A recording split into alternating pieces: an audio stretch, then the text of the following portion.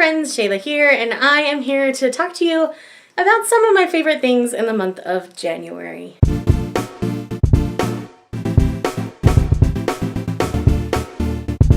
So this is going to also be a new series on my channel, kind of like the Releases on My Radar series that I've started this year. This is going to be my Otaku monthly favorites, as you saw from the title. So this is not an original idea. This has been going around the manga and anime community for a very long time. And I think this originally kind of started with the beauty community where they would talk about their monthly favorites and their favorite products that they were using that month. So this is not an original idea, so I don't even know who to officially give credit to.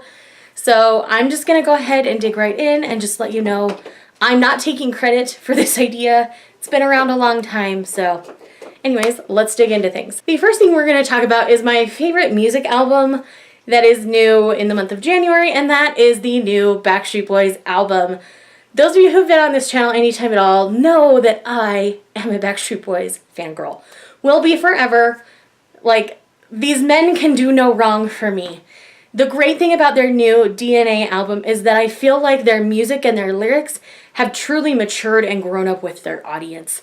So they aren't gearing it towards that teeny bopper age with their lyrics anymore. This is definitely grown-up things. There is talk about cheating, new love, all sorts of things, being left in a relationship and missing the person that you were in a relationship with, wanting to get back together with people, being in a healthy relationship, all of those kinds of things. They're all addressed in this album, and it's beautiful and glorious, and I love it.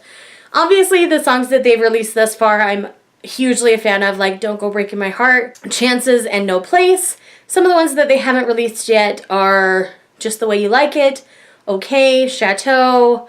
There are some, those are a couple that I'm really loving from this album as well. So definitely go give my boys some love, download their album. It made me super happy this month because basically since it came out, it's been on repeat in my car. I've not been listening to audiobooks because it's just been Backstreet Boys in my car, and I have no shame, and I'm okay with this.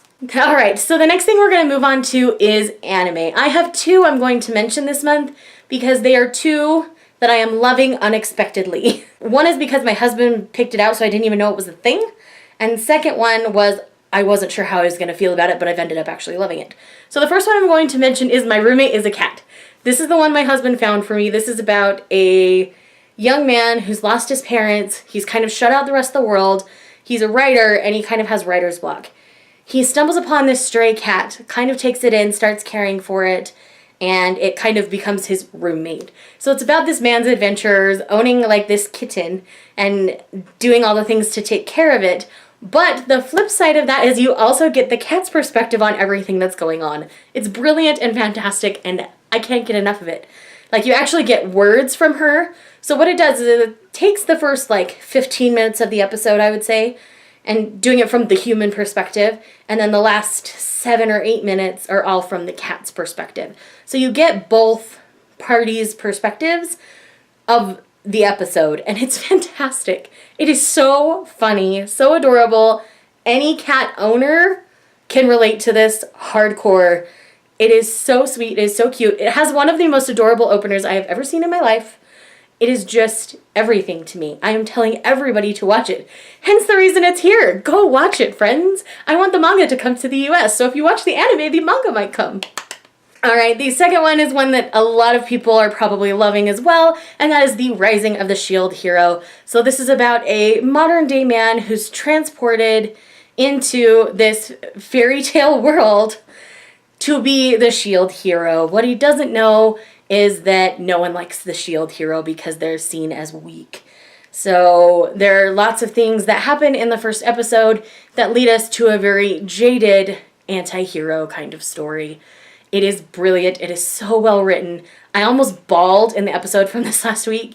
It was so good. I love Naofumi, and he seriously like has way more chill than I would in his situation.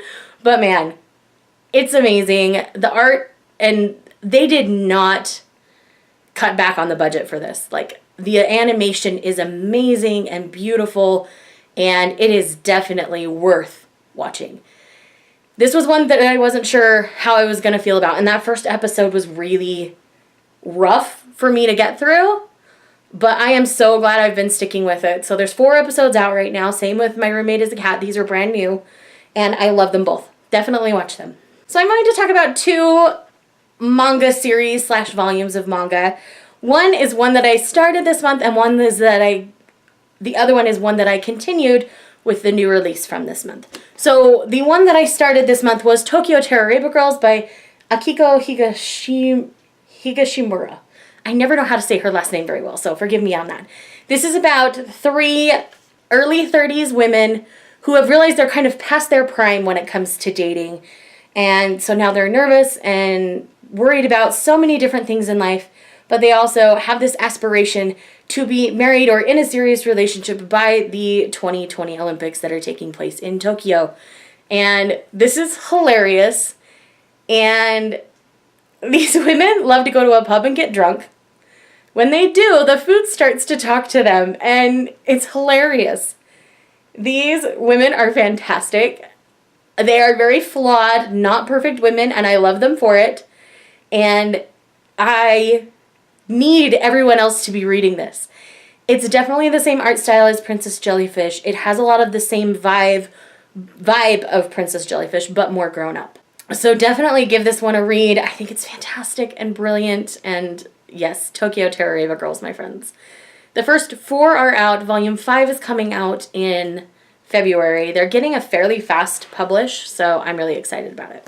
The second one we're going to talk about is one that I continued on with, and so that is Volume 4 of Sacrificial Princess and the King of Beasts. You guys know that I love this series. This is very much like Ancient Magus Bride, but different at the same time. It's about this young girl who's been raised her entire life to be the sacrifice to the King of Beasts in the neighboring realm, to kind of help keep the peace between humans and beasts. What happens is she ends up, through circumstances, becoming the bride of the King of Beasts instead of his sacrifice. And so she is now set to take these bride tests by his advisors so that she can prove that she can be the queen to the King of Beasts. And this one involves a diplomatic visit as her test, and it's fantastic. Oh my gosh. The further I get into the series, the more I'm like, I want it all. This can go forever. I will read it forever. I will read this as long as the author wants to write this story. I will be here for it because I adore this. It is so, so good. And last but not least for this list, I have 2 novels. I gave both of these novels 5 stars, and they are absolutely new favorites. The first one we're going to talk about is The Winter of the Witch by Katherine Arden. This is the conclusion to the Winter Night trilogy. I adore this series. This ending took me on the best emotional ride ever. Like, the emotional ride that I went on with these characters in this novel, like, stole my breath at points. Like, Arden's writing is beautiful. I was so attached to these characters that it got to a point where it was hard to read sometimes. Vasya will always have my heart. I will always root for Vasya, and it's just so good. None of the books in this series are very long, but she packs a punch in the little amounts of words that she has, and the writing is lyrical and beautiful. Ugh, I could go on forever about this, but yes, the Winter Night trilogy by Katherine Arden is highly, highly, highly recommended by me. And last but not least on this list is The Gilded Wolves by Roshani Chachki. This is the other book that I ended up giving 5 stars this month. This is a new young adult fantasy series taking place in 1800s France, and it involves a crew of misfit nerds on a heist. It's fantastic. They're running all over Paris. There's lots of LGBT rep in here that I think is well represented. I can't speak from experience, but I appreciated what was in there. And these characters are so lovable. There is an angsty romance to just make you swoon. Sam from Thoughts on Tomes loves this just as much as I do. So if you don't believe me, take her recommendation on it and definitely pick up The Gilded Wolves by Roshani Chachki. This definitely has some mythology elements tied into it. It's just so good. It's just so good. I could fangirl about it forever, but I don't want to give you guys spoilers to this either because I went in knowing very little. I knew it was a heist and it took place in 1800s France, and that's all I wanted to know. That's all I needed to know for one. But secondly, I'm glad I didn't know more, because the ride that Tchotchke takes you on, in this story is brilliant and fantastic, and I adore it. So my friends, those are some of my favorite things from the month of February. Let me know in the comments down below what some of your favorite things were in the month of January. In the month of January, and I will see you guys in the next one.